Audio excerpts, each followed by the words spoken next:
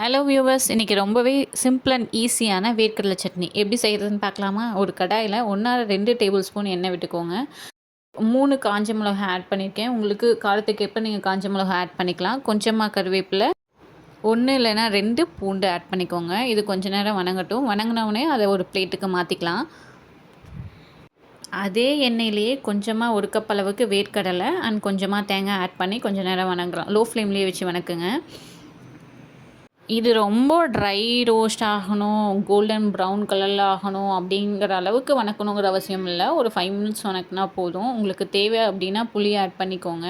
So இப்போ நம்ம வணக்கி எடுத்து வச்சுருந்தோம் இல்லையா, அந்த வரமிளகா, பூண்டு அதையும் இதிலேயே ஆட் பண்ணி கொஞ்சம் நேரம் வணக்குங்க. இப்போவே உங்களுக்கு தேவையான அளவு உப்பும் ஆட் பண்ணிக்கோங்க. ஸோ நான் இப்போ கல்லுப்பு கொஞ்சமாக ஆட் பண்ணியிருக்கேன். அவ்வளோதான். 2 நிமிஷம் வணக்குனதும் நீங்கள் ஸ்டவ் ஆஃப் பண்ணிடலாம். ஆறுனதுக்கப்புறம் அப்படியே மிக்சியில் போட்டு எடுத்துக்கலாம். அவ்வளோதான். சிம்பிள் அண்ட் டேஸ்டி அண்ட் ஈஸியான வேர்க்கடலை சட்னி ரெடி. ரொம்பவே டேஸ்ட்டாக இருக்கும். நீங்களும் ட்ரை பண்ணி பார்த்துட்டு சொல்லுங்கள்.